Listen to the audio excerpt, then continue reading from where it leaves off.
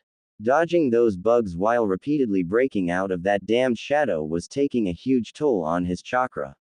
It didn't help that numerous fireballs and water cannonballs were fired at him. Also that damned shadow brat seemed to just come out of his shadow. Naruto smirked. He had him now. Naruto shoved Aoi back and with a powerful strike with his sword, he disarmed Aoi. Shino. Shikamaru. Aoi watched in horror as a chain wrapped against his body. He was trapped. Then he felt his body freeze up as shadow imitation took its effect. Shino directed all his Kikai above his head had them form into a giant dense black orb. Haijutsu. Kikai Meteor. The huge mass of bugs slammed into Aoi, breaking his spine. Aoi screamed in pain as the Kikai bugs drained all of Aoi's chakra, killing him. Shino and Shikamaru fell to the ground dead tired. They had used a lot of their chakra wearing the fast Junin down. Naruto smiled. He went to Aoi's corpse and cut off his head for the bounty. He stored inside a scroll and retrieved the Nadime's sword. Naruto held it reverently. Don't worry. You're going back home, he whispered. It might have been his imagination but he could have sworn that the sword gave a small pulse. Naruto stored it carefully in his pocket. He looted Aoi's pockets and found lots of money and a good amount of equipment. Naruto heard a shriek of pain. He saw Anko on her knees with a spear protruding out of her shoulder. Nearby, Haku was lying face down, a huge wound on her back. Haku was spending the last moments of her fading consciousness reviewing what had happened moments ago. She saw Anko having a hard time so she encased Tazuna in a large ice dome and went to help Anko. Haku kicked Katsu away from Anko. Katsu stepped back and observed the newcomer. Well, I didn't expect to see a Hyouden user to be here. Haku said nothing and threw several Senbon needles at Katsu. Katsu smirked and held his arms out. Haku gasped when she saw her Senbons deflect off Katsu's chest. This is my bloodline, Shikatsumyaku. I can manipulate the bones in my body to make them as hard as steel. If you can't find a way around this, you're dead, Katsu explained. Katsu charged at Haku with incredible speed. She dodged the spear but flew back due to a kick that hit her in the stomach. She landed on her feet but coughed up blood. He's so powerful. I'll have to use it if I had a chance, Haku thought. She stood up and made one-handed seals. Hyouden. Demonic ice mirrors. Katsu watched as mirrors began to form all around him. He watched in interest as she melted into one of the mirrors. Hyouden. 1,000 flying water needles of death. At once thousands of Senbon flew toward Katsu. Katsu rolled his eyes and spun his spear. He deflected all the Senbon with ease. Is that all? Katsu asked. I'm disappointed. Hyouden. Glacier grenade. Haku jumped from one mirror to another while firing an ice orb at Katsu. The ice orbs exploded into flying shrapnel. Katsu raised an eyebrow. He concentrated his chakra and formed a suit of bone armor that protected him from the shrapnel. I'm bored, Katsu stated. He slashed at Haku. She fell down hard on the ground, bleeding heavily. All of her ice mirrors and the ice dome protecting Tazuna shattered. Anko watched as Haku was defeated. She rushed to engage him in a taijutsu match but was quickly defeated. She screamed as Katsu stabbed his sword in her shoulder. Haku. Katsu looked to see a blonde genin wielding a sword. He sighed. He was getting bored of these weaklings. He swung his spear at Naruto. Naruto caught it in his hand and snapped it in his hand. What the hell? Katsu yelled. Naruto grinned. I recognize that bloodline, Shikatsumyaku. It manipulates bones to a user's shape and hardness. Katsu nodded. How did you break my speak? Naruto waved his hand. He gathered enough chakra so it could be seen. Instead of a normal bright blue, Naruto's chakra was a dark blue-green color. My chakra specifically attacks any bloodline limit, making it useless. Katsu's eyes widened. Finger bullets. Katsu watched as his finger bullets turned into powder upon impact with Naruto. He charged Naruto with a bone blade. When it connected with Naruto, it turned into powder. Naruto punched Katsu in the face. Katsu was knocked back. Katsu was horrified to feel that his bones were fractured. Naruto glared at Katsu and flared out his chakra to the maximum. Katsu was frightened at the sheer amount of power Naruto had. Naruto sheathed his sword and settled into a kenjutsu stance. Run. Katsu turned to run. He went 3 steps before he heard Naruto. Iajutsu. Demon Wheel. Katsu watched in horror as a giant buzzsaw roll faster than he could react. Katsu's body was split cleanly in half. Naruto watched in satisfaction as the 2 halves of Katsu fell to the ground. He hurried to Haku's side where Anko was treating Haku the best she could. Haku. Naruto cradled her body in his arms. Haku, please. Haku's face was extremely pale. Naruto could only hear a faint gasp as she was trying to breathe. Kyuubi. Give me your damn chakra so I can heal her. Naruto demanded. But Kit. My chakra has a 50% chance of killing her. Do it. Kyuubi released some of her chakra. Naruto channeled it to Haku's wound.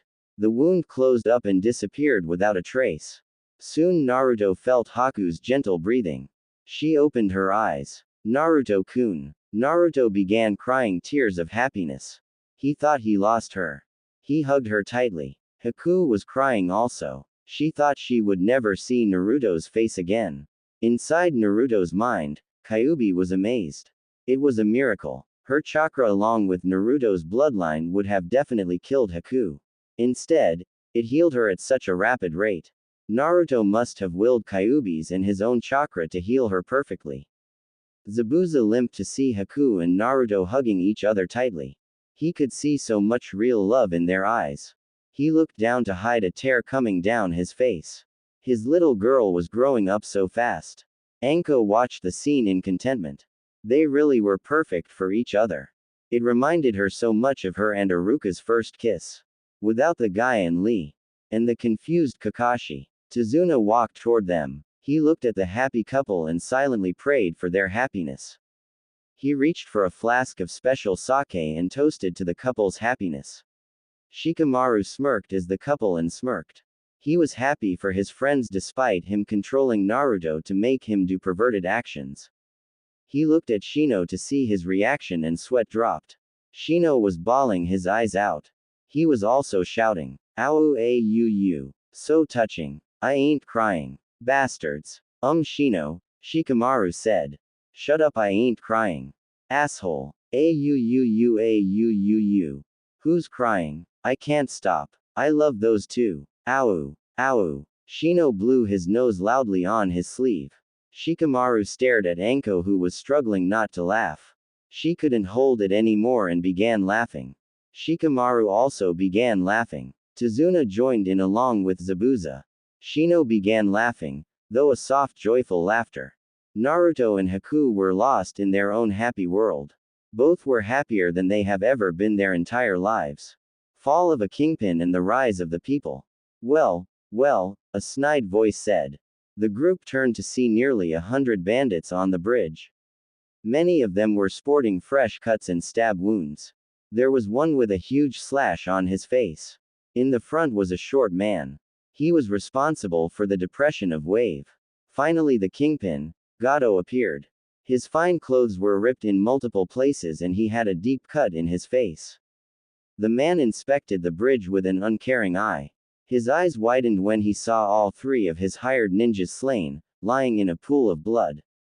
He let out a small gasp when he saw Ketsu's body split head to toe in half. He then gave a grin. Good job on eliminating my ninjas. They wanted a high paycheck. At least I don't have to pay so much. Bandits are so much cheaper and effective in large groups. I know they are good fighters though, so I bet 100 bandits will be enough to wipe out a group of tired ninjas, Gato said. There was some truth in the statement. Anko, Shino, Shikamaru, and Haku were too weak to fight. However, Zabuza and Naruto were able to fight. Zabuza was still able to fight because he still had a majority of his chakra left. Naruto's massive reserves were barely tapped. Hey Gato! A voice shouted out. An arrow flew above the ninjas and landed at Gato's feet. Gato and his army along with the ninjas turned to see who it was. It was Inari. He wore a wide and confident smile. Behind him were all the village men in wave. Everyone was carrying some sort of weapon. Naruto saw oars, hatchets, pitchforks, knives, clubs, staffs, and an amazing variety of weapons. He snickered when he saw one belligerent old man wave his walking stick at the bandits. Gato gulped. This was not supposed to happen. He turned to his bandits. Kill them all. I'll let you have the wealth and women in the village for yourselves, Gato shouted.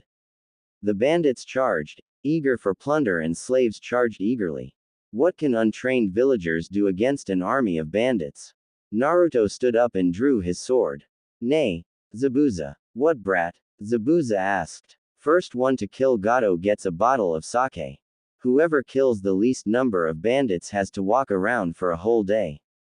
You in? Naruto said. Zabuza grinned. I hope you're ready to walk around. The morning winds get very chilly, if you know what I mean. Naruto grinned. The two settled into a kenjutsu stance. When the first bandit was 20 feet from them, they charged. After the mission, Shino could only describe the battle between the bandit and the two swordsmen as a massacre. Naruto and Zabuza tore through the mob like how a shark attacks a group of seals. The bandits had no chance at all. Geysers of blood flew in the air, painting the bridge in blood. Screams of pain attracted crows and ravens to a feast. Limbs were sliced off, throats cut open, skulls cleaved open, and organs spilled out as Naruto and Zabuza swung and stabbed with their swords, brutally destroying the bandits. Naruto stabbed the last bandit in the chest. He grunted as he ripped his sword from the man's chest. He looked at Zabuza, who was leaning on his sword. How many? 50 bandits, Zabuza grunted. 50 also, Naruto said. Zabuza and Naruto turned to Gato. Gato was trembling in fear. His army first numbering 200 but lost 100 to ninja clones in the forest. Then these two demons decimated the rest brutally. Naruto and Zabuza charged. Gato began running for his life. He wasn't fast enough though. Naruto and Zabuza easily caught up to him and sliced him into 3 pieces. Naruto and Zabuza inspected their work. A mass of bodies was piled high on the bridge, lying in a veritable pond of blood. Shit. It's a tie again, Naruto said. You know what this means, brat, Zabuza said. Jan-ken pon. The two shouted. Zabuza got rock while Naruto had paper. I win. In your face. Naruto shouted while dancing. You lucky son of a bleep ing bleep bleep bleep bleep. Zabuza bellowed. Naruto grinned and gave him the victory sign. The villagers and the ninjas' sweat dropped at the immaturity of the two vicious warriors. How can such merciless warriors bicker like children? Inari was shocked at the bloodshed but began shouting in happiness. What are you shouting about? A man asked. Don't you see? Without Gato, wave is free. Inari shouted with joy. The realization struck the villagers. All of them began shouting in joy. They began throwing objects and hats in the air. Many began hugging and dancing. More than one person shed tears of joy. Team 7, Zabuza, and Haku watched the villagers. Moments such as these make all the horrors of a ninja worth it. Anko and Haku cried a bit in happiness. Shino was bawling in happiness as Naruto, Zabuza and Shikamaru smiled widely. The ninjas were soon carried on the shoulders of the villagers back to Wave. For 3 days, the villagers celebrated. Zabuza and Naruto along with a group of villagers raided the bandits' camp and Gato's storehouses. They brought the food and money they found to spread among the villagers. In the 3 days, they celebrated by finishing construction of the bridge and cleaning it of the bodies. Naruto collected Katsu's and Yasu's head for the bounty. While Naruto carried Yasu's corpse to dump in a pile, a scroll fell out. Naruto used the blood from Yasu to open it. His eyes widened. It was the summoning contract for bears. Naruto opened it to look to see who signed it. After Yasu, there was another name he did not recognize. Next to it was the name Akamichi. Several names with the name Akamichi also signed it. Naruto stored the scroll in one of his storage scrolls. It rightfully belonged to the Akamichis. Anyway, he already signed the Toad contract along with 2 other contracts in his travels. He didn't need any more. The villagers burned the corpses in a bonfire and carried on celebrating. During that time Anko, Tazuna, and Zabuza got drunk multiple times. Shikamaru and Shino celebrated with the villagers. Haku and Naruto had the time of their lives.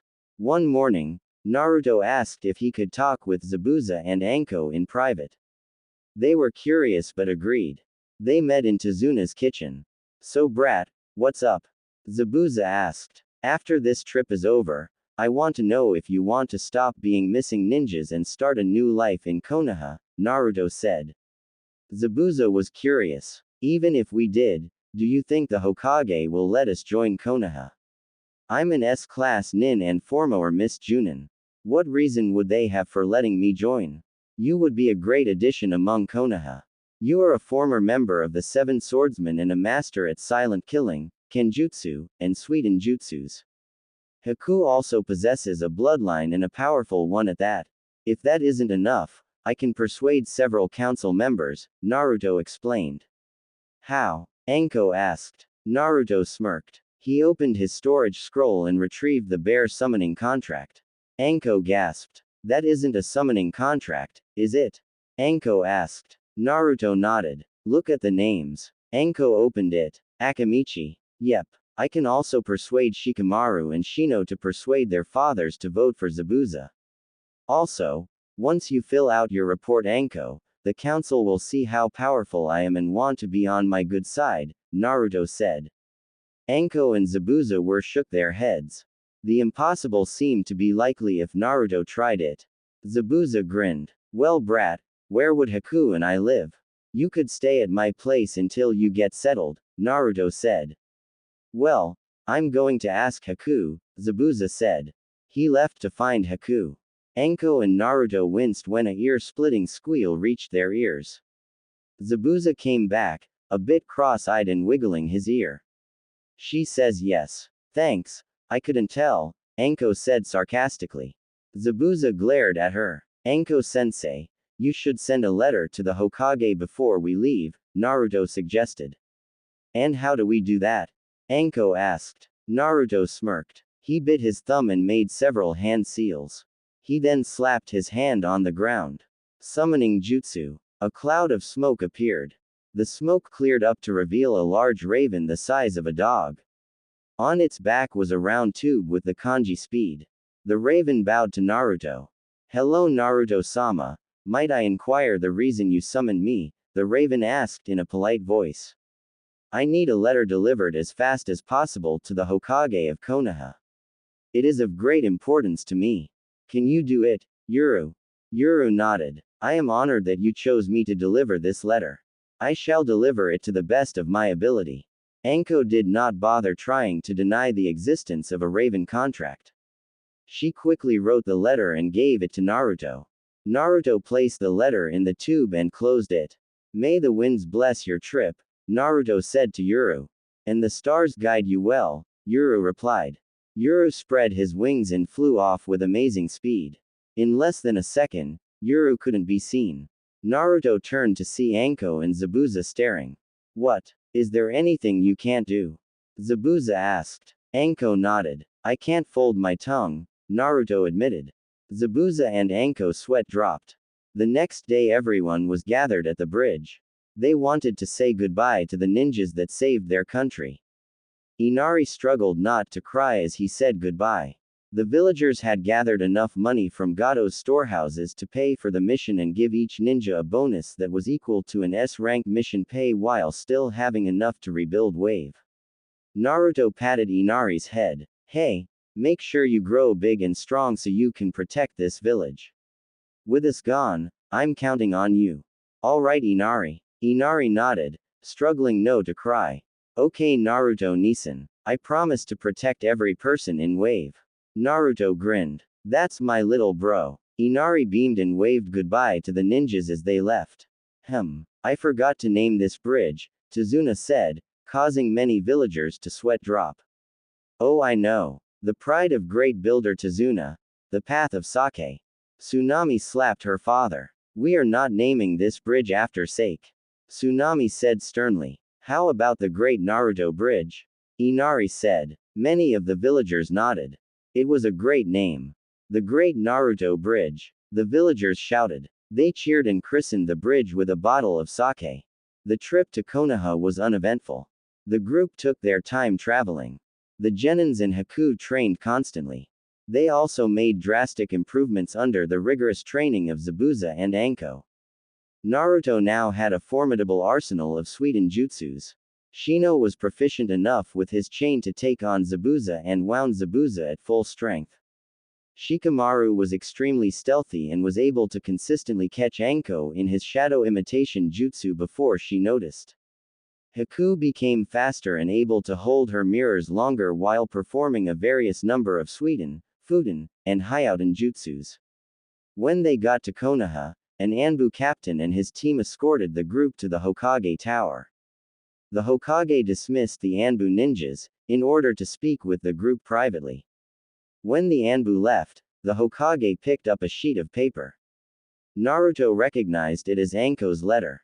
Well, it looks like you had a very exciting mission. Instead of a simple C-class mission, it turned into a high A-rank mission. Defeating two mist Chunins, allying with a former member of the Seven Swordsmen and his apprentice, bringing down one of the richest people in the world, liberating the country of Wave, and slaying two A-rank Junins and an S-rank Kagaya. I must say, I am deeply impressed, the Hokage said, pride evident in his voice. Team 7 smiled. Naruto blushed and rubbed the back of his head in embarrassment. The Hokage turned to Zabuza and Haku. I understand that you two want to be Konoha nins. Why? To put it simply, I'm tired of running and being chased by hunter nins constantly. I also did not want Haku to spend such life when she has done nothing wrong, Zabuza said. The Hokage nodded. Well, after hearing your reasons and reading Anko's report, you and Haku will be inducted as Konoha nins after a 6-month probationary period. If you are judged trustworthy, you will become Konoha nins with all the privileges and rights as one trained here. Zabuza and Haku nodded. The Hokage dismissed all of them. Wait a second Hokage-sama. Everyone turned to see Naruto reach into his coat. He pulled out a cylinder. It looked like a sword handle without the sword.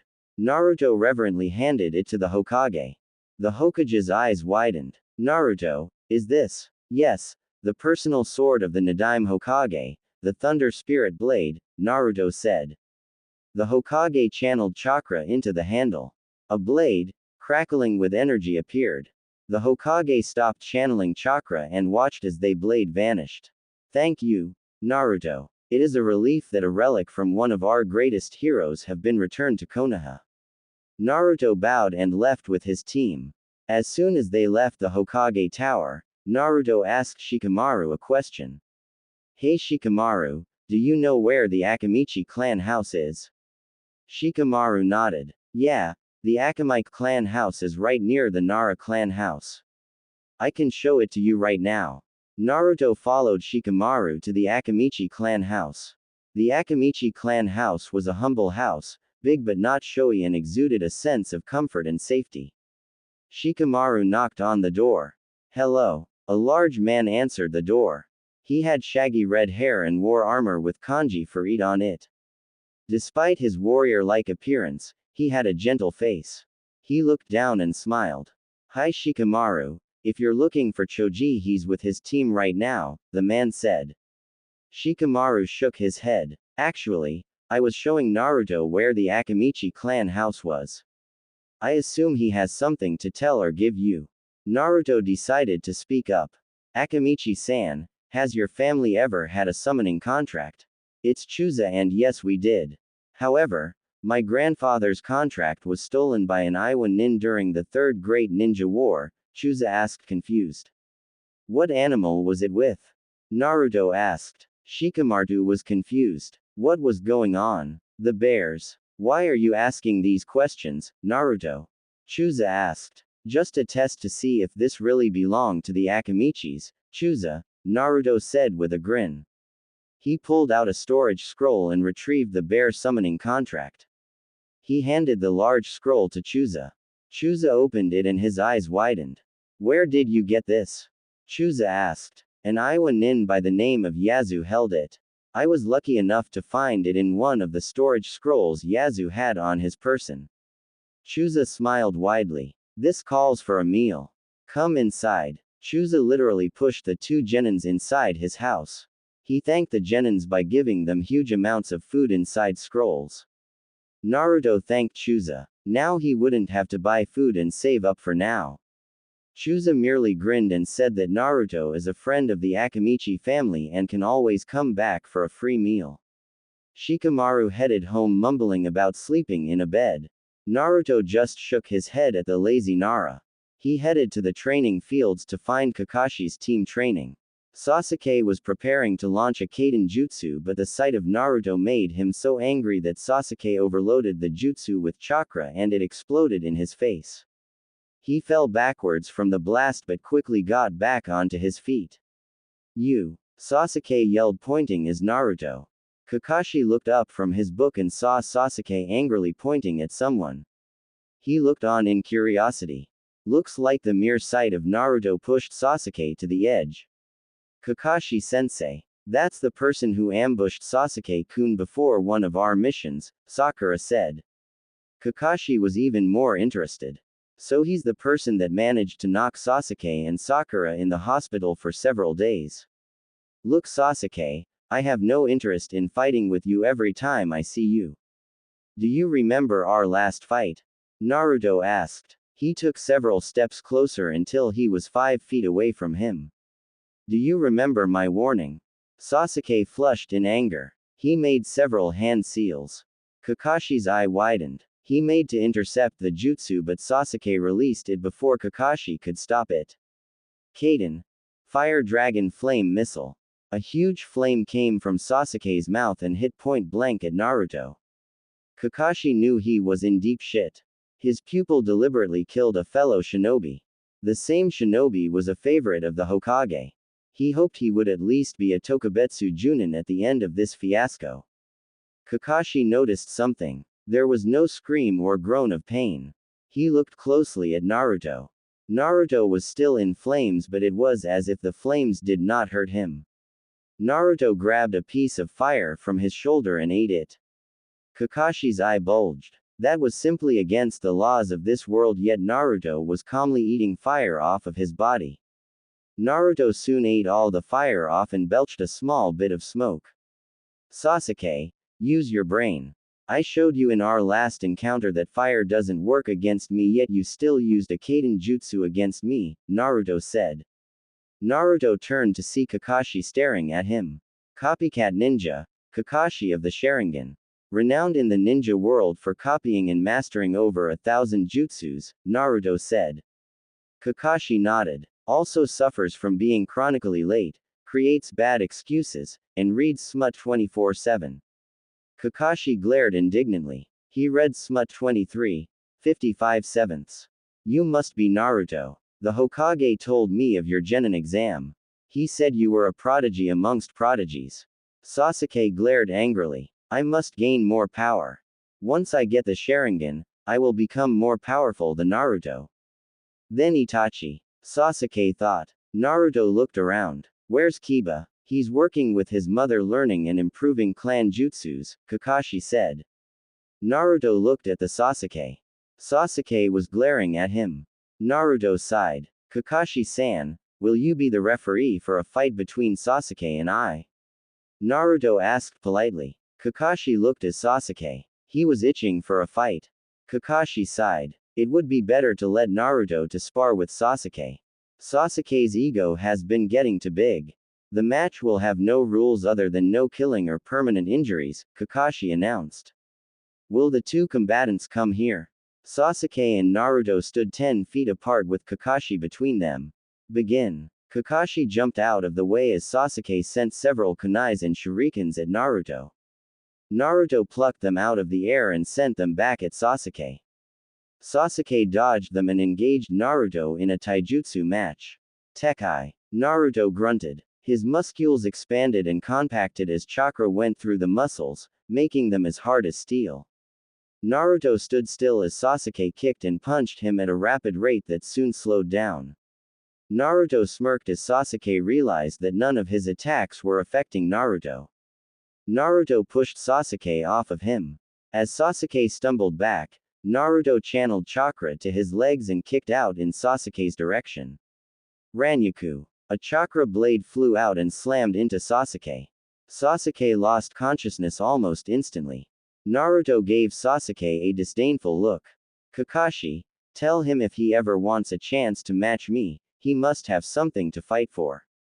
Naruto left, ignoring a screaming Sakura. He went over to Shino's house for a decent spar. Naruto knocked on the door to the Aburame clan house. The door opened to reveal Shibi Aburame, Shino's father.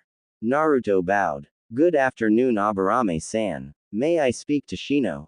Shibi said nothing but gestured to Naruto to follow him. Shibi led Naruto to the Aburame training field where Shino was sparring against another Aburame. The Aburame Shino was fighting was hard-pressed to defend himself against Shino's bugs, Shino's fire jutsus, and his chain. Soon, Shino's chain wrapped against his opponent's leg. Shino tugged hard and swung him hard. The Aburame was slammed against a training post and knocked out. Shibi lightly applauded his son's skill. The Aburame Shino had faced was one of the top shunins in the Aburame clan. For Shino to defeat him as a genin showed Shino's potential to be the greatest Aburame. Naruto ran up to Shino and slapped him on the back. Way to go Shino. You want to spar with me next? Shino nodded. Both of them took their positions and waited. Shibi was curious to see how this would turn out. He had heard rumors from many of the Junins that this Naruto managed to lead Shino and Shikamaru in a plan that allowed them to pass Anko's nearly impossible test. Since then, they have displayed exemplary teamwork and have gained the reputation as the rookie team of the generation.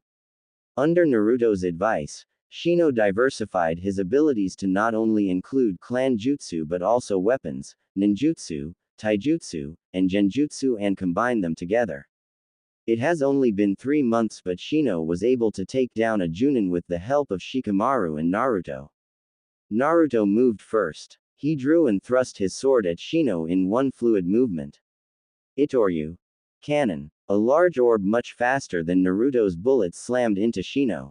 Shino exploded into bugs. The bugs then flew toward Naruto seeking to drain his chakra. Ninpu. Shadow Clone Jutsu. Naruto made 5 clones to block the bugs while Naruto searched for Shino. Naruto grinned when he spotted a flash of white in the bug cloud.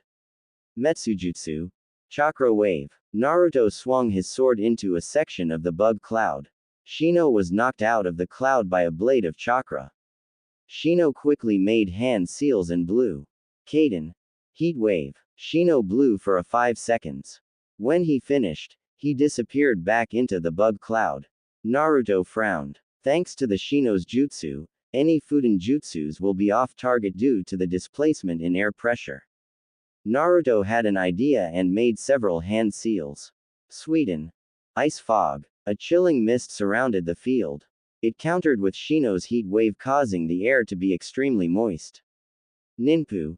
Chakra Pulse. Naruto sent a small pulse of chakra to find Shino. Gotcha. Naruto made a long series of seals. Sweden. Water dragon. A humongous water dragon formed from the water vapor in the air and slammed into Shino, soaking him to the bone. His bugs cannot fly when wet and he was unable to stand. Naruto held out a hand and helped him up. Great spar, Shino. You almost had me there several times, Naruto said.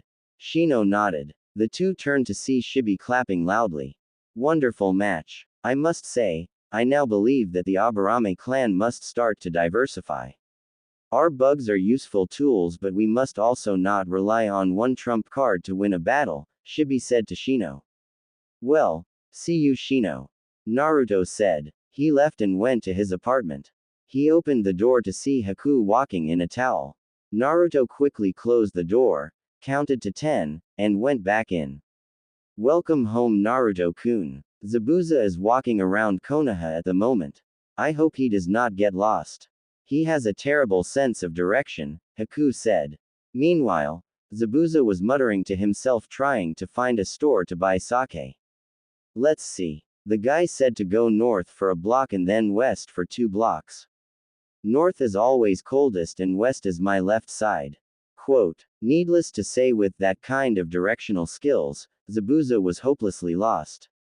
Back at the apartment, Naruto arranged the furniture so that Haku had her own room while he shared one with Zabuza. Naruto went down to a nearby furniture store with Haku to pick up stuff for the apartment. They bought a dresser for Haku and Zabuza, 2 small tables, 2 futons, 2 armchairs, and collapsible boxes for storage. The apartment was a little crowded but cozy. Naruto was going to enjoy living with Haku and Zabuza. Naruto filled the refrigerator with the food Chuza had given him.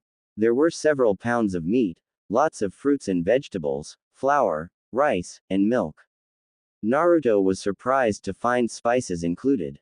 With this food, Naruto made some donburi gyuden rice, stir-fried vegetables, and beef, and mixed fruit for dessert.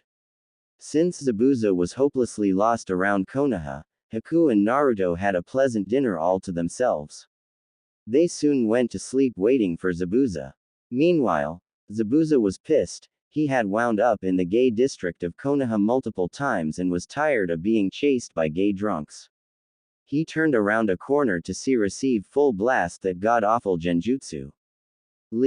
Guy-sensei. What the bleep is wrong with this village? The next morning, Naruto went out to meet his team. He left Haku note to tell her where he was. On his way he found Zabuza in an alley. He was lying in the fetal position crying. Oi Zabuza. You okay? Naruto. Zabuza started crying on relief. Thank Kami. I got lost and wound up in the gay district and had to run away. I went around the corner to see 2 freaks in spandex shouting and hugging. Then this scene appeared. It was horrible. Horrible, I tell you. Naruto slapped the slightly hysterical man. Snap out of it. Zabuza became his normal self again. Zabuza, listen. Go straight down this road for 7 blocks. Then take a right and walk for 2 blocks. On the left side there is an apartment complex. Our room is 726. Haku is still asleep. I left some of last night's dinner in the kitchen. Zabuza nodded. Those directions were simple enough. He began walking to the apartment. Naruto sighed. Why are there no normal ninjas? Naruto met his team at Training Ground 26. After meeting with their sensei, they completed 10 D rank missions in record time. They also completed 2 C rank missions simultaneously. They went back to Training Ground 26 before being dismissed. At Training Ground 26, Anko gave each of them a slip of paper. Anko-sensei, what are these? Shikamaru asked. These are tickets for you to compete in the Chunin exams. The Chunin exams? Shino asked. Aren't we a little too unprepared to take it? Anko laughed. You're joking. This team is more ready for the exam than any other in Konoha. Naruto smirked. Shino, have we met an enemy that we couldn't defeat? Heck, we killed a Junin without our sensei. If you still feel like we're unprepared, we'll spar more at you house. Yeah, Shino, don't worry about it, Shikamaru said. Anyway, we got Naruto Taicho to lead us to victory. Remember in Wave he slew that Katsu guy. I'm pretty sure he'll back us up if we get in a pinch. Anko laughed. This exam will be very interesting. The competition and the first exam. Team 7 spent the next month and a half before the Chunin exams juggling training, C-rank missions, and the 2 low B-rank missions, and strategizing. The training was intense as Anko placed Shikamaru and Shino in extreme situations such as in a pit with giant snakes wearing 100-pound weights on their limbs. Naruto often sparred with Haku, Zabuza, and Anko at the same time without his sword or ninjutsu. Anko also taught them several useful genjutsus. Shikamaru and Shino also trained with their fathers in clan jutsus. Thanks to their fathers, Shikamaru and Shino learned more advanced and deadly jutsus. Due to the complete success of the mission to Wave, the Hokage granted Team 7 the privilege of C-rank missions and some low B-rank missions, despite some of the council's protests that Sasuke should also gain this privilege. However, the protests stopped when time after time, Team 7 performed the missions flawlessly and in record time. So far the mission count Team 7 had done was 29 D rank, 17 C rank, 3 B rank, and 1 A rank. Anko was truly proud of her team. They kicked. Their teamwork was perfect. They knew their jobs and roles in the team. Shino was the tracker, scout, and support in the group. Shikamaru was the stealth, strategizing, capturing expert in the group. Naruto was the leader and the primary assault expert in the group. Team 7 with Shino's logic, Shikamaru's strategy, and Naruto's leadership, they were among the likely candidates to pass the Chunin exams. The week before the exam, Anko had the team to scout out the local competition. Shino and Shikamaru often did this by stealth. Since they were trained by a stealth specialist, the two often were undiscovered unless if a Junin detected them. The two collected info from the teams of rain, mist, grass, and sound. None of them were a serious threat to Team 7. Naruto visited the Konoha teams and also the Sand Genins. Amongst the Konoha teams, his amicable nature and goodwill earned him the trust of some Leaf teams. Others were distrustful of Naruto and sometimes attacked him. When that did happen, Naruto often defeated them easily and intimidating them out of the exams. Naruto found out that all the rookies were taking the Chunin exams. Team 8, Kurenai's team consisted of Hinata, Ino, and Choji. The three worked well together as a tracking and capture alive team. Team 10, Kakashi's team were the exact opposite. It was a mostly assault team with Sakura as support. However, their teamwork was extremely bad as Kiba was alienated by his other two teammates. Naruto met the Sand team quite by accident. It began with him strolling down the street looking for his teammates. However, he saw a group of children run afoul of two Sand Genins, a girl and a guy. Naruto recognized one of the children as Konohamaru, grandson of the Hokage. He decided to step in when one of the Genins picked Konohamaru up in a hostile manner. Naruto switched places with Konohamaru and punched the Genin in the face. The Genin fell down with a bloody nose. His teammate began to reach for a large fan on her back but froze when Naruto instantly had his katana pointing at her throat.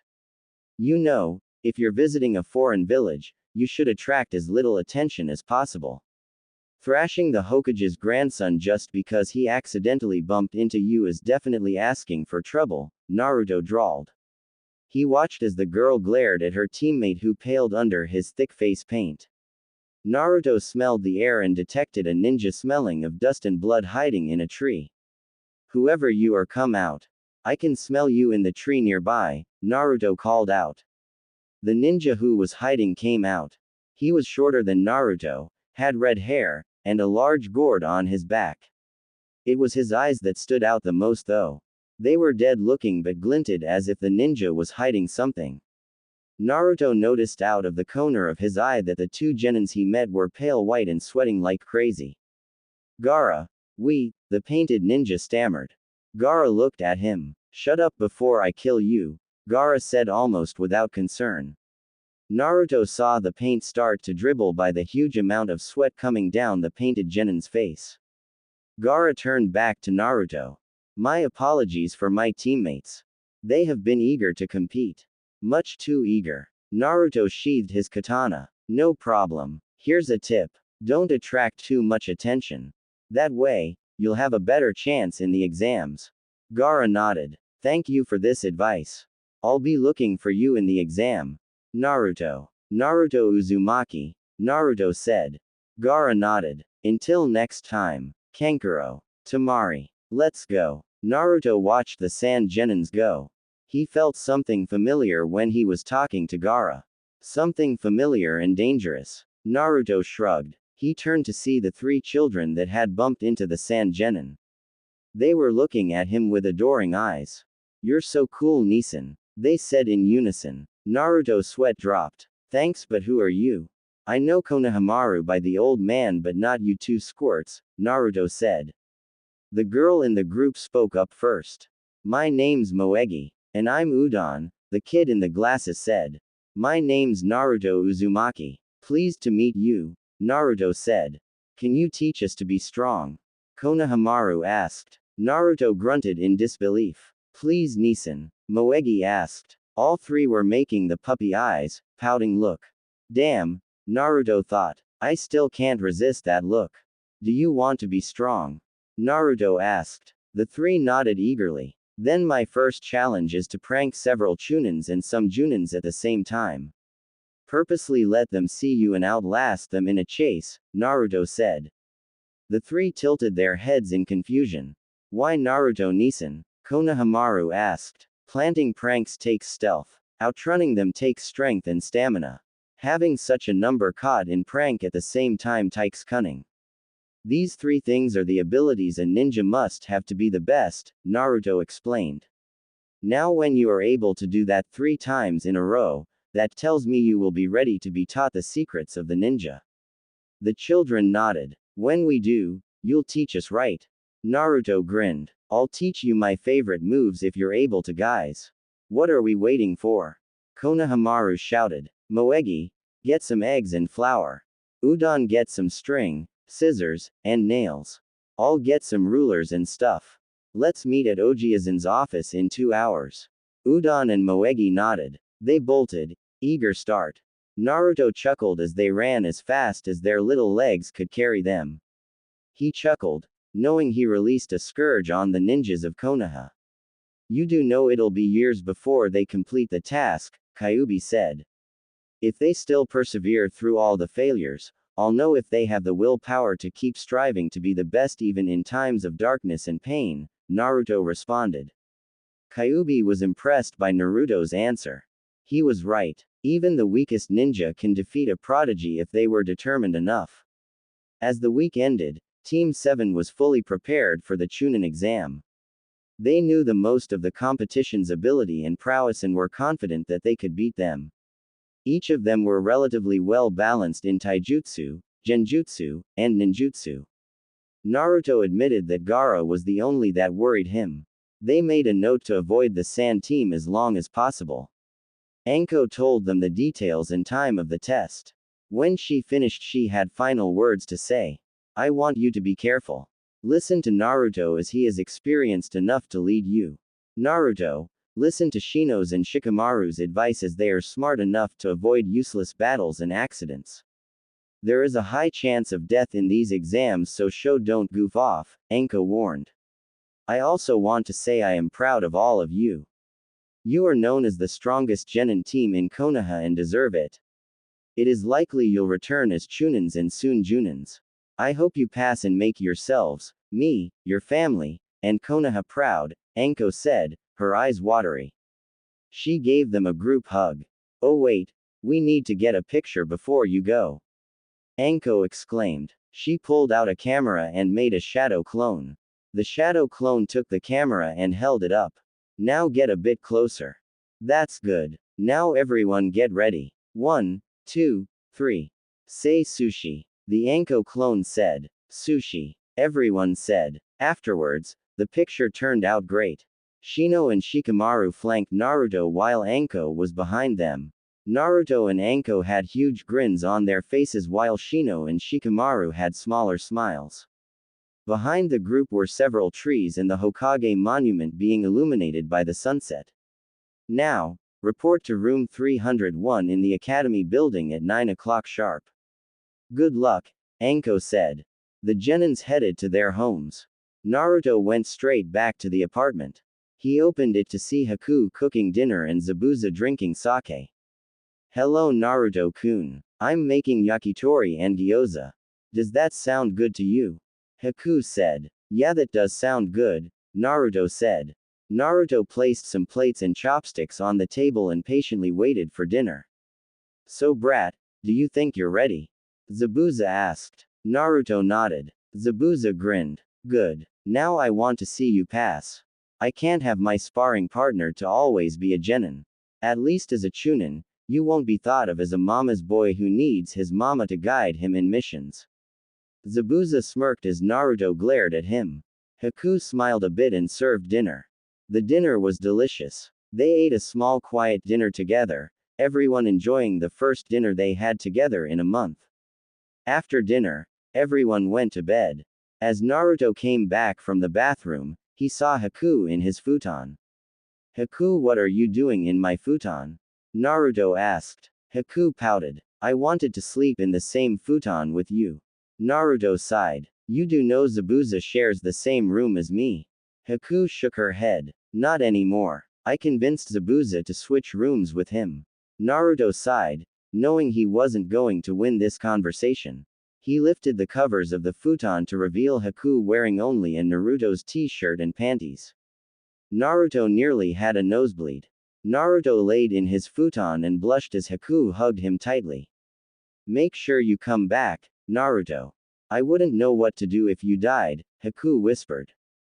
Naruto turned to face her. I promise I will not die. I come back, stronger than before. Naruto and Haku closed the distances between their faces. They kissed passionately and lovingly. Haku hugged Naruto fiercely as they made out. It was a first kiss for both of them and it shared sparks of pleasure throughout their bodies. It was heaven for both of them. Naruto waited at the academy for his teammates. He had to put a henge on his face because he had a stupid smile on his face all morning. No matter what he did, he couldn't stop smiling. Shino and Shikamaru soon arrived. They greeted Naruto but noticed something wrong with him. Naruto Taicho, is something wrong? Shino asked. No, why? Because I am detecting a huge amount of pheromones from you and from somebody else, Shino said. Shikamaru made a hand seal. Kai. Naruto's henge fell off and revealed a widely smiling Naruto. Shikamaru smirked. So, mind telling us how you lost your, Shikamaru asked. Nothing happened last night. Just drop it. Naruto bellowed, blushing furiously. Shino and Shikamaru nodded, not believing Naruto.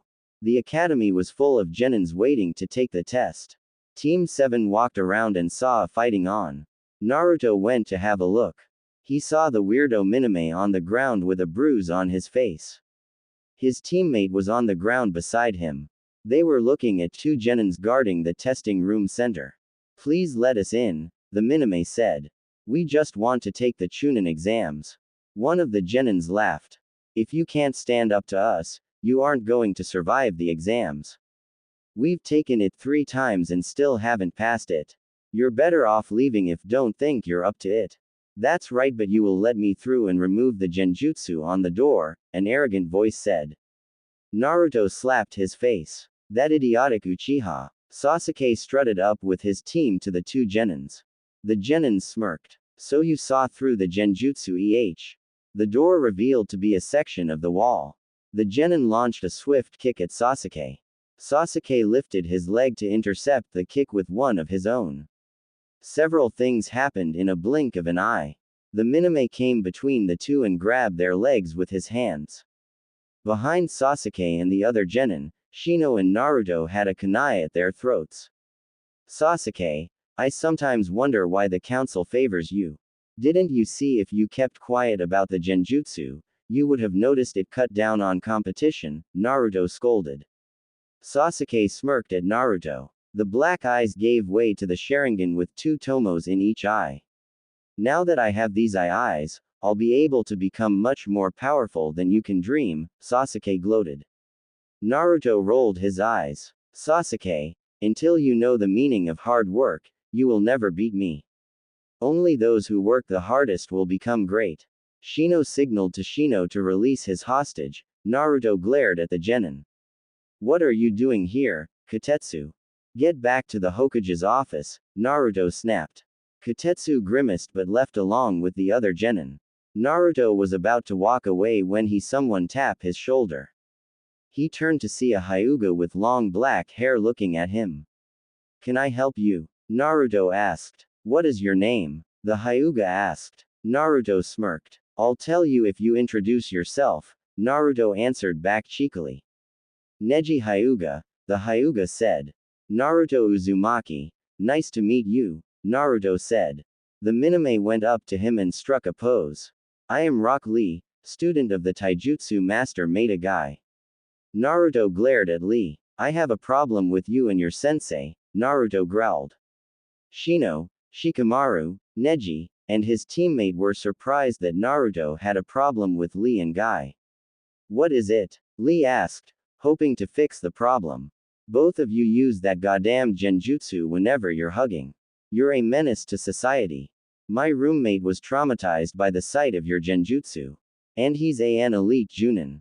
Naruto bellowed. Everyone's sweat dropped. Naruto calmed himself down. I needed to get that out. Team 7 left the stunned group and went inside the testing center. The room was filled with genins from around the land. Naruto noticed with satisfaction that Team 7 had information for 95 of the genins. He let Shino and Shikamaru talk with their old classmates and friends. He went out to make a quick trip to the bathroom. As he did, he spotted Lee and Sasuke fighting. Lee was thoroughly thrashing the Uchiha. Lee kicked Sasuke in the chin, causing Sasuke to fly. Lee disappeared and reappeared behind Sasuke. Naruto recognized that move and realized the match is going too far. He jumped in the air at near Junin speeds, grabbed both genins' necks, and slammed them hard against the floor. Enough, Naruto demanded. Lee, what were you doing? It's much too early to waste energy doing that move. Save it. What would Guy think if he saw you doing that move for no good reason?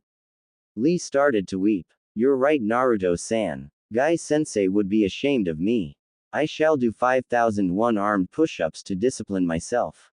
Why don't you just go to the testing center? The exam will start in several minutes, Naruto suggested. Lee nodded and ran to the testing center at a breakneck speed. Naruto turned his attention to Sasuke. Naruto applied more pressure to his neck. You know, Sasuke, you might want to follow Lee before I cause you to miss the test because of injury. Naruto let Sasuke go. Sasuke glared at Naruto but followed Lee into the testing center. His team followed Sasuke. Sakura was glaring while Kiba was giving him the thumbs up. Naruto headed toward the testing center to see Sasuke talking with a Konoha genin named Kabuto. That's no fun. You know their names, Kabuto said. He pulled out 4 cards. First up, Rock Lee. He's a year older than you are and completed 20D rank and 11C rank mission. He's a taijutsu specialist but lacks greatly in ninjutsu and genjutsu. However, his taijutsu skill is beyond Chunin and possibly Junin. Next 3 are Konoha's Team 7.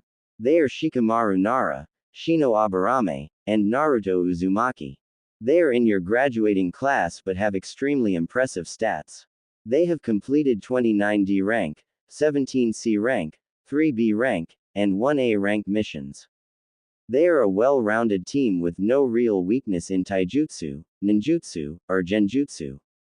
Although Shino and Shikamaru have their clan jutsus, they diversified and covered their weakness. The leader Naruto is definitely beyond Junin skill. He excels in ninjutsu and kenjutsu and has defeated an S-rank missing nin named Katsu. Naruto had enough. He grabbed Kabuto's pack of cards and threw them to Shino. Burn them. Shino easily burned the cards to ashes. However, the damage was done. Team 7 was identified as the most powerful team in the room. Nearly all the genins were observing Naruto, Shino, or Shikamaru for any weaknesses. Naruto's temper snapped. He jumped up on a desk and released control of Kyuubi's chakra for a full minute. The effects were instantaneous. Everyone in the room was gasping as the suffocating demonic chakra drained the will to live from the body. The amount Naruto was releasing was greater than Akage's. Gaara was holding his head in pain as a voice screamed in terror. Everyone was on the ground. Some genins were suffering from seizures. Many were asphyxiating from their lungs not working. Naruto reigned in control of the demonic chakra. Now go mind your own goddamned business. He jumped down and checked Shino and Shikamaru. They were a bit winded but were going to be fine. All over the room, the strongest genins were helping their teammates up. Soon only the strongest were conscious, which was around 17 teams. Everyone else was knocked out. A large smokes cloud appeared. Hey worthless bastards. Everyone turned to see a large group of Chunins and Junins appear in the front of the room. The lead spoke. I'm Ibiki Morino, the lead examiner for the first part of the Chunin exam. Ibiki looked around and pointed at Naruto. You there? Control yourself before we fail you right where you stand. Naruto nodded. He threw Ibiki a book. My apologies Ibiki-san, I hope this book will be an acceptable conciliatory gift. Ibiki caught it and looked at it. His eyes widened. Most of the male examiners crowded around Ibiki. When they heard Ibiki say the title, Ica Harem Nights, the unedited version with pictures. Ibiki opened the book. A poster opened itself and exposed its contents to the examiners. Nearly all of them had a jet of blood fly out from their nose. A female examiner had enough. She took the book from Ibiki and hid it from the males. She then proceeded to slap Ibiki. Ibiki flushed at being caught off guard at that book. Alright you little bastards, the first part will be a paper test. You will be spread out randomly to take it. The genins were assigned different seat all over the room. Naruto, Shino, and Shikamaru were relatively near as they were on one area of the room. The rest of the genins that were knocked out from Naruto's chakra was sent to the hospital. The first rule is that you start with 10 points but will lose a point for every question wrong. The second rule is that you pass or fail based on the average of your team's score. The third is that every time you are caught cheating, you will be deducted 2 points. The last is that if a member of your team gets all of his questions wrong, the whole team fails. You have 1 hour, Ibiki said. The first and second exam. Naruto immediately studied the paper. The first thing Naruto noticed was that many of the questions were nearly impossible without a high amount of book knowledge and math skills. Also there was a note on the bottom corner about a 10th question. Naruto looked at Shino and Shikamaru. He caught Shino's and Shikamaru's eyes. Naruto made a few covert hand seals and whispered, telepathy technique. Shino, Shikamaru, don't speak. I want you to sit up if you can hear me. Naruto thought. Both genins sat up. Good. Shino, I want you to use your bugs to collect answers from the other genins. Shika, you and me will just hang tight until Shino hands me the answers. Now only think, don't speak. Got it. Hi Naruto Taicho, Shino and Shikamaru thought. Naruto waited patiently as Shino collected the answers.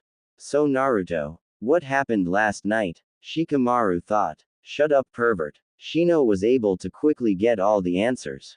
Shino relayed them to Naruto. Naruto relayed them to Shikamaru. In less than 10 minutes, Team 7 got all the answers to the test. All around them, there were genins failing left and right. Many of the Konoha rookies were able to get their answers quickly. Sasuke and Kiba used their unique abilities to get the answers. Sakura got her answers fairly. Ino possessed Sakura, memorized her answers and wrote them down. She also possessed Choji and wrote the answers on his paper. Hinata and Neji used their Byakugans to copy answers.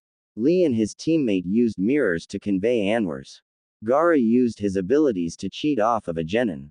Team 7 still had 35 minutes when they finished before the 10th question was revealed. Team 7 played 20 questions until the Ibiki spoke again. In a Junin break room, Kurenai, Kakashi, and Anko were waiting for the first exam to end. Man, it's boring without the genins, Anko moaned. You'll see them soon enough. I heard that Ibiki is the examiner for the first exam, Kakashi said to Anko. Anko grinned. Maybe your team but not mine, Kakashi. My team will definitely pass. Wait a minute, Anko. What are you talking about? Kurenai asked. Kakashi looked at Kurenai. You're just a new Junin. Among the Junins, Ibiki has a reputation for his skill as an interrogator. While most interrogators use either pain or psychology to make their prisoners talk, Ibiki has mastered the ability to do both, Kakashi explained. He's one of the most effective interrogators in Konoha's history.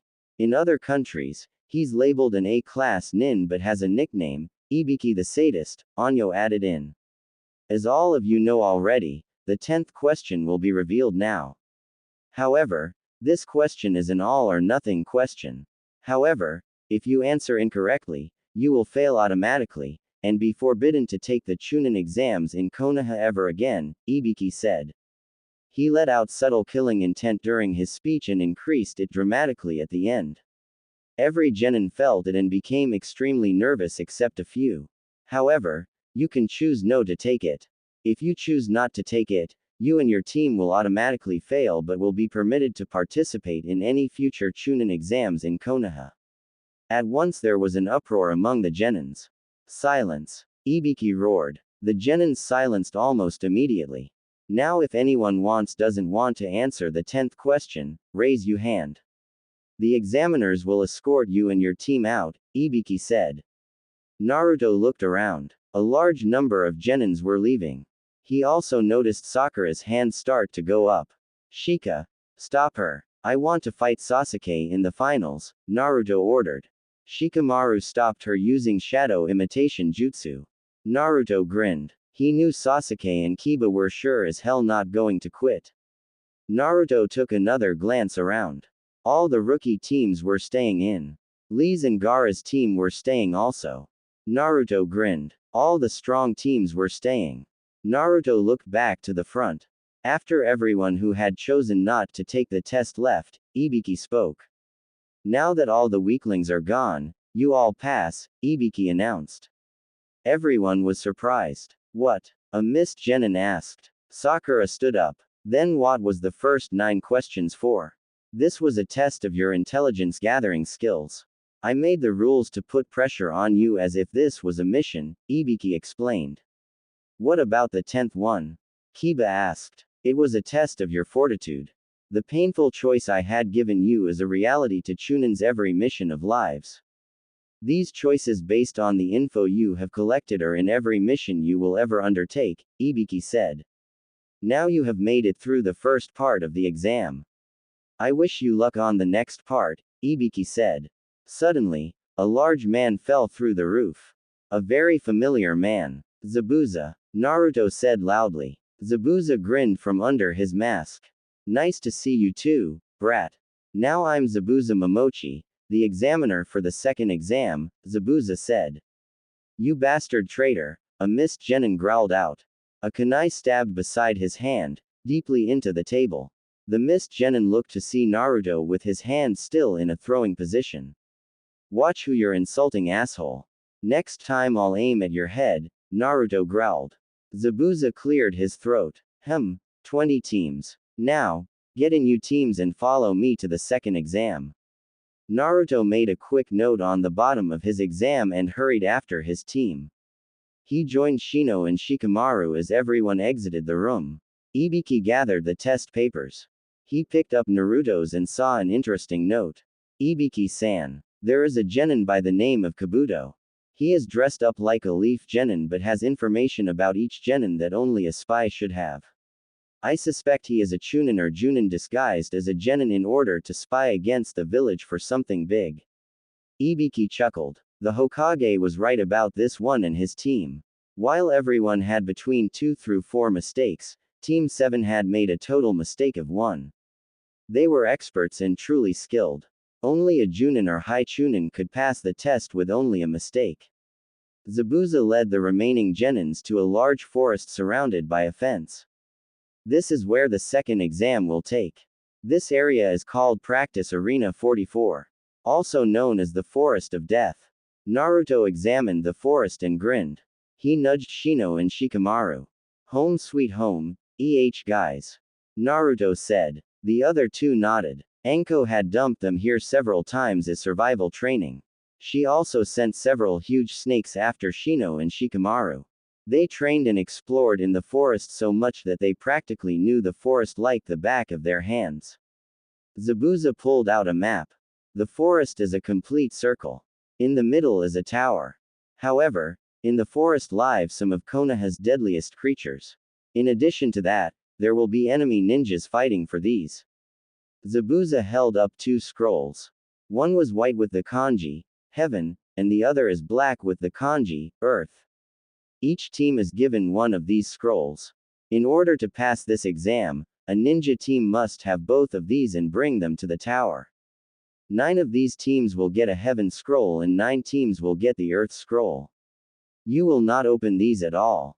You have 5 days to complete the exam, Zabuza explained. At maximum, there will be 9 teams remaining. However, as each day passes, the chance of battling one of the weak teams becomes less and less. The goal will become harder and harder. Enemy ninjas will constantly be around you. Also, there are some rules. You have it make to the tower in 5 days with both scrolls with a full team. None of your teammates can be dead. Also, there is no quitting in the middle of the exam. Everybody competing will be in the forest for 5 days, Zabuza explained. Now, before we hand out the scrolls, you will sign a waiver absolving Konoha for your death if you die during this exam. When you do sign the forms, head to where the Chunins are waiting. After you hand in the waivers, you will be handed a scroll and be assigned to a gate around the forest. After an hour, the second exam will start, Zabuza said. Everyone was given one of the waivers. When Team 7 received theirs, they signed it without a second thought. They gave it to a Chunin who gave Naruto an earth scroll. Naruto grinned. This is going to be fun. Naruto said eagerly. The Chunin that gave Naruto the scroll sweat dropped. He heard about Team 7. Apparently some of Anko's personality rubbed off on her students. Team 7 went to talk with some of the other teams. Shikamaru visited Team 8. Shino went to talk with Lee's team. Naruto went to visit Gaara's team. Hello Gaara, Naruto greeted. Gaara looked at Naruto walking calmly toward him. Kankuro and Temari looked at Naruto as if he was crazy. Uzumaki, Gaara said, my mother wants your blood. Well, tell your mother my blood doesn't taste so good, Naruto retorted. Gaara grinned maniacally. I will enjoy my battle with you, Uzumaki. Naruto brushed past Gaara. And so will I, my fellow Jinchuriki. Naruto met his teammates at the assigned gates. A Chunin was there waiting for them. 3, 2, 1. The second exam starts now. Zabuza announced. Every Chunin opened the gate for the Genins. The Genins rushed out, eager to fight. One team, a grass team, had a different objective. The leader of the Genin team chuckled. Ku. Sasuke, you soon will mine, the Genin chuckled. He licked his lips with an abnormally long tongue. Shino, Shikamaru, and Naruto jumped in the trees and immediately went to a clearing. As soon as they landed, Naruto gave out orders. Shino, take Shikamaru with you and scout the area. If you see other Genin teams, ambush them and steal their scroll as well as their supplies unless if they are not leaf teams. Also take a shadow clone with you. It will not engage in combat unless the two of you are in trouble. If you are, the clone will dispel itself alerting me. I will head to the tower with 50 shadow clones and set traps around the tower. After 3 hours, meet back here. Understand? Shino and Shikamaru nodded. Naruto made 51 shadow clones. One went with Shino and Shikamaru. The others went with Naruto. Naruto and his 50 clones headed to the tower. They met 3 Genin teams but easily defeated them. Naruto was able to collect 2 earth and a heaven scroll. When they got to the tower, Naruto and his clones made a mile-long perimeter around the tower. They filled the traps with explosive notes, kunais, shurikens, stakes, and acid. Anyone who wanted to get to the tower had to go through a square mile of extremely deadly traps. Naruto smirked as he heard an explosion and screams. He went to check it out. A mist team was severely injured by a four-corner explosion trap Naruto had set up. One of the genins was already dead while the other two were on their way. Naruto stabbed both genins to spare them of the pain. Naruto then searched the mist genin's pockets. He retrieved another heaven scroll and more ninja equipment. Naruto dispelled all of his clones and went back to meet his team at the clearing. As he did, he saw Kiba going head to head with a gigantic snake. Kiba and Akamaru were dead tired. They watched in resignation as the snake reared back for another strike. Kiba threw Akamaru out of the way as the snake struck. Kiba closed his eyes for the inevitable pain. After an eternity, Kiba opened his eyes. Naruto was sitting by him, Akamaru was in his arm, sleeping. The snake was dead, its head cut off. Hey Kiba, what's up? Naruto said cheerfully. What are you doing here? Kiba asked. The question is, what are you doing here? I was on a scouting run for Sasuke when this snake appeared. Akamaru and I tried to kill it but the snake was too strong and fast. Sasuke and the snake carcass behind them exploded into a cloud of smoke. Naruto's eyes widened. Only one other person has snake summons instead of Anko, Naruto thought. Kiba, bring me to Sasuke and Sakura right now. Naruto ordered. Kiba nodded. He led Naruto to where Sasuke and a grass nin were fighting. Sasuke had already tied the genin to the tree and burned him. Sasuke turned to see Naruto with Kiba. Sasuke's anger clouded his better judgment. He leapt at Naruto with a kunai in hand. Naruto's eyes widened, not because of Sasuke, but the genin behind Sasuke. Naruto drew his sword, batted Sasuke away, and slashed at the genin. The sword sliced the genin's face into ribbons. Naruto knew this genin was not a genin. Orochimaru, what are you doing here? Naruto growled. Team 10 was confused. The grass nin chuckled. Who? Naruto. I plan give Sasuke a little gift, Orochimaru chuckled. His eyes widened when Naruto charged. Naruto released all of his weight seals and charged at Orochimaru at cage speeds. Naruto became a yellow blur to Team 10's eyes. He swung at Orochimaru, putting a sizable amount of chakra into his sword. Metsujutsu. Chakra wave. A huge chakra blade flew out at Orochimaru at breakneck speed. Orochimaru dodged only to jump straight into Naruto. Kazakenjutsu. Typhoon thrust. Naruto stabbed his into Orochimaru's shoulder. Orochimaru had no time to react and felt Naruto's blade stab through his shoulder. In addition to the stab wound, the chakra in the sword began revolving around the blade. It was like a drill that was growing larger and larger. Orochimaru screamed as the chakra ate away at his flesh. He jumped away but had a huge hole in his shoulder. Orochimaru knew he had to escape. He summoned a large snake at Naruto. The snake attacked Naruto. Naruto needed a moment to kill the snake but that was all Orochimaru needed. Orochimaru stretched out his neck and bit Sasuke on his neck, implanting the cursed seal of heaven. Shit. Naruto cursed. He channeled chakra into his sword as Orochimaru was reeling his head back. Hokenjutsu. Screaming Hawk. Naruto swung his sword. 3 large fireballs in the shape of a hawk flew at Orochimaru at a high speed. The hawks whistled loudly as they flew toward Orochimaru. One barely missed while the other 2 clipped Orochimaru. However, the fireballs exploded on contact so Orochimaru was severely burned. Orochimaru made a quick hand seal and retreated. Damned brat. Just as his family. Extremely powerful but will never dream of helping me with my dream. Damn the Namakazes and Uzumakis. Orochimaru thought. Naruto searched the surrounding area for any sign of Orochimaru. When he was satisfied, he reactivated his weight and he signaled to Kiba, who was standing on a nearby branch watching the battle.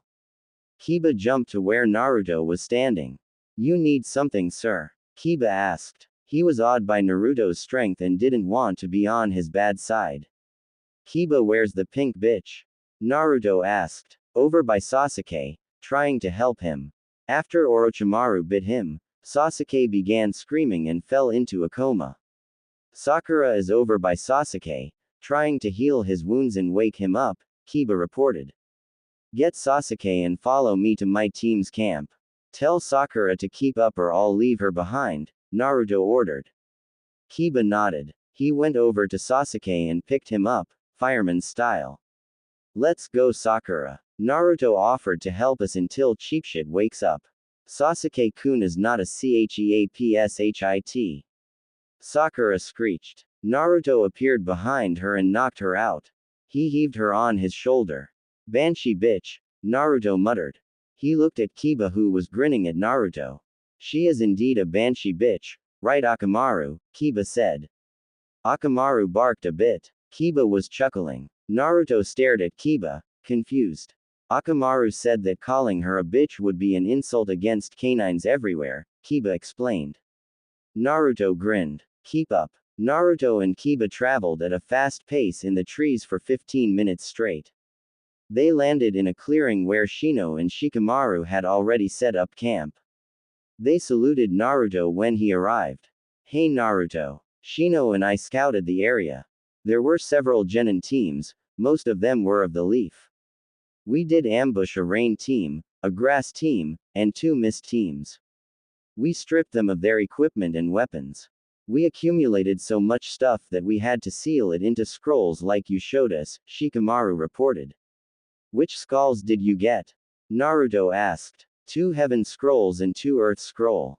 Naruto grinned. On my way to set up traps, I ambushed 3 genin teams. When I finished setting the traps, one team set off one of my traps. They died and I retrieved their scroll. As of now, we have 9 scrolls between us, 4 heaven scrolls and 5 earth scrolls. Hey Kiba, what scroll you have? Naruto asked. A heaven one, Kiba answered puzzled. Give bitch boy an earth scroll, Naruto said with a smirk on his face. Oi, Kiba shouted but really didn't care. Shikamaru tossed Kiba an earth scroll. Kiba was ecstatic. Team 10 would be able to go to the 3rd exam. Yahoo Akamaru. We'll be able to enter the 3rd exam, Kiba said excitedly. Shino clapped a hand to Kiba's mouth. Silence before you attract any attention here. Kiba settled down. Naruto grinned and began to set up camp. Shino, Kiba, and Shikamaru helped him. Naruto made a fire while Shikamaru distributed food from the stolen equipment. Kiba set up some tents while Shino examined Sasuke. Abarames were excellent herb healers as their bugs know which plants are the best for healing. After an hour, Sakura woke up. Where am I? She asked to herself. She sat up and saw Kiba eating along with Team 7. She saw Sasuke on the ground next to her, knocked out. Her brain deleted the part where Naruto kicked Sasuke's and Orochimaru, so she automatically thought it was Naruto that knocked out Sasuke. Naruto. What the hell did you do to my Sasuke-kun? Sakura screeched. Team 7 plus Kiba and Akamaru winced at the shrillness and sheer volume of Sakura's voice. Naruto Taicho. It might be best to keep her knocked out until the 3rd exam, Shino commented. Shika. What do you think? I agree with Shino, Naruto Taicho, Shikamaru said lazily. Naruto nodded. As Sakura was about to screech again, Naruto picked up one of the Senbons stolen from a rain genin. He threw it at a pressure point that knocked her out immediately. There. That'll keep her quiet for 10 hours. Enough to get a good night's sleep and complete the exam, Naruto said happily. Everyone nodded. Kiba ate his food in silence. He was happy that Team 7 acknowledged him and treated him like an equal.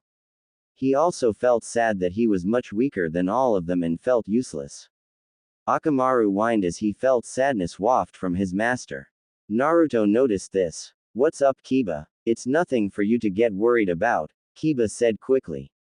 Team 7 looked at each other, then they all shook their heads. Don't worry, Kiba. Tell us, Naruto encouraged. Akamaru barked in agreement. Kiba looked at the concerned faces of Team 7 and sighed. It's that, all of you guys are extremely skilled. Not only that, but you also are really close. You guys are everything I envisioned as a ninja of the leaf, Kiba admitted. Naruto blushed and rubbed the back of his head, smiling. Shikamaru gave a small smile while the bugs around Shino became more frenzied. When I joined Team 10, I thought I would gain close friends. However, those two knocked out have been isolating and demeaning me since the formation of Team 10. Kakashi has been trying to help me out, but he was under direct orders from the council to train Sasuke exclusively. Kakashi sneaked several scrolls of training guides, tactics, and jutsus, but without a sensei, I can't get the jutsus right, Kiba said sadly. He looked up when he heard Naruto laughing. What's so funny? Kiba asked angrily. Kiba, I'm laughing because that solution is easily solved. Team 10 has two excellent combat senseis. If you want to learn, I'm sure that they'll teach you. However, both of them are a little extreme, Naruto explained. A little extreme? Are you kidding, Naruto? She dumped Shino and I into a pit with 100 pounds strapped on us and threw in 10 tigers. She also covered us in fresh rabbit blood and blew on a tube that imitated a rabbit dying. Do you remember that, Shino? Shino nodded. She also hired several Junins to try to assassinate us during a party too. Kiba's sweat dropped as he heard the training methods implemented on Team 7. That's nothing. Zabuza strapped 500 pounds on each leg and left me in the middle of town that said, "Need to find my springtime of youth," Naruto recounted. I swear, I was forced to take that damn genjutsu full blast 4 times. Took me a week to recover from that. Kiba grinned as he heard funny stories and memories from Team 7. For the first time since being a ninja, he felt happy. It was soon time to sleep. Naruto placed several shadow clones around as sentries. Team 7 along with Kiba went inside the tents while some Naruto clones hid Sasuke and Sakura in thorny underbrush with skunk-smelling ointment to repel ninjas or wild animals. Team 7 and Kiba woke up refreshed and ready to finish the exam.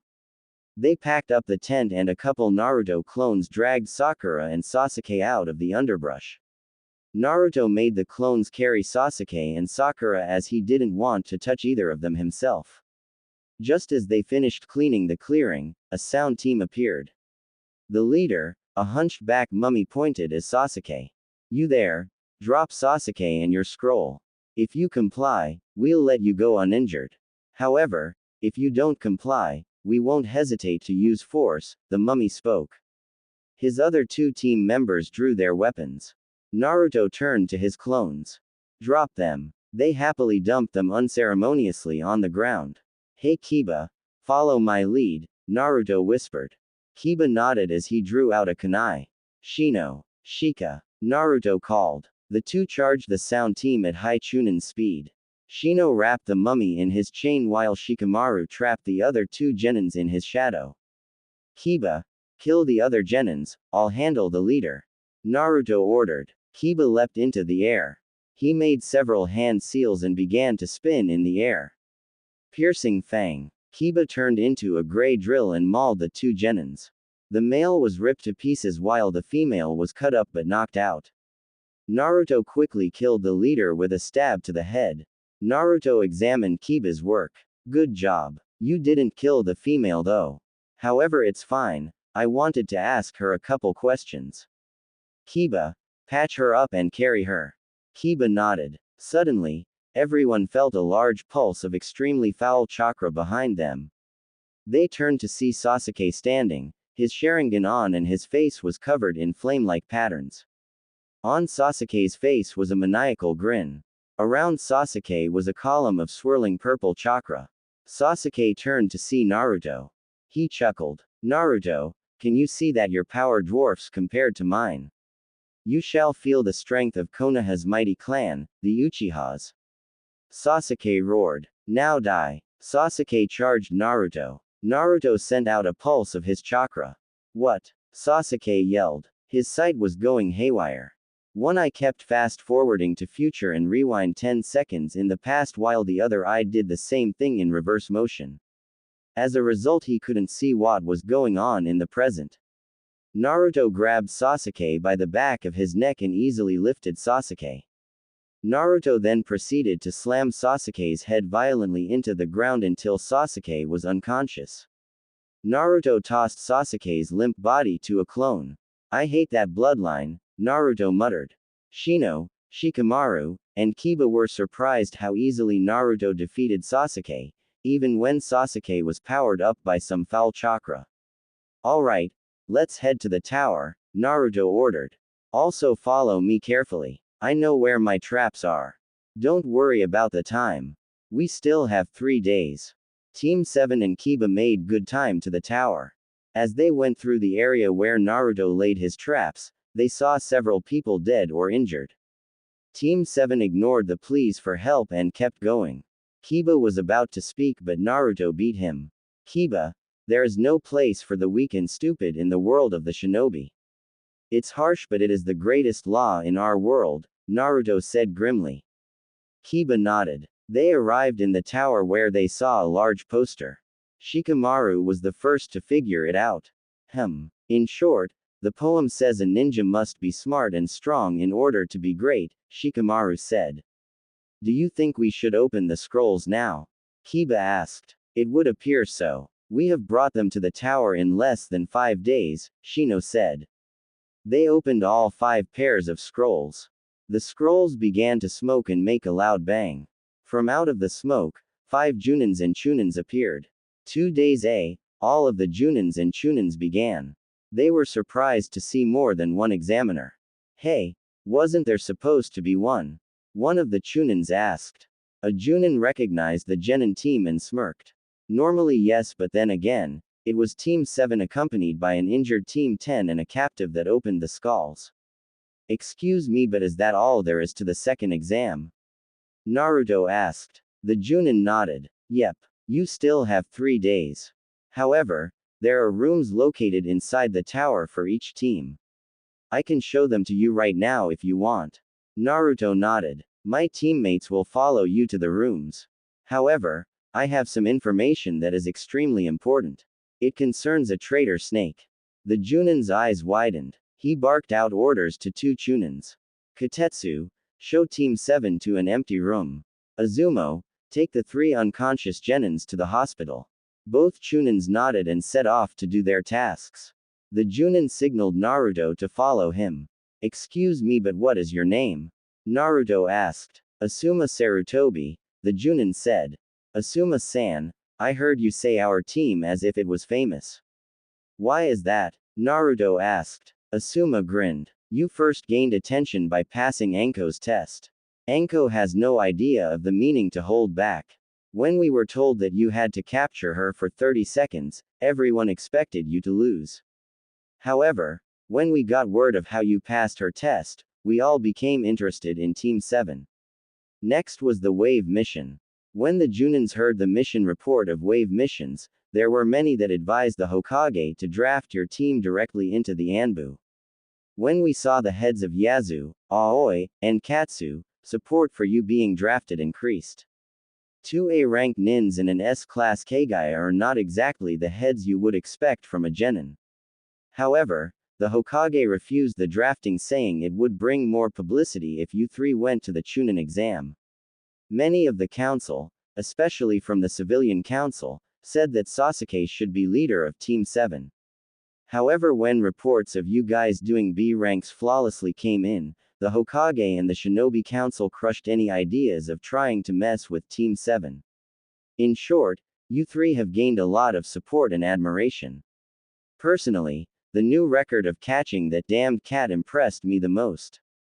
Naruto blushed and grinned. Well, we had to be good to survive Anko sensei's training. It was brutal. Asuma chuckled. It can't be that bad. She made us stand on top of 50 feet tall posts, 3 feet in diameter, with 200 pounds on our backs. She then proceeded to summon huge snakes to attack us, throw kunais and shurikens attached with explosive notes, and the occasional fire jutsu at us. All this while balancing an egg on a spoon held in our mouths. Asuma's sweat dropped. Thank Kami I ain't him, Asuma thought. Asuma opened a door that led to the Hokage's office. He opened it and spoke. Excuse me, Hokage-sama. Naruto here has information about Orochimaru. He says it's important, Asuma said. Send Naruto in, the Hokage said.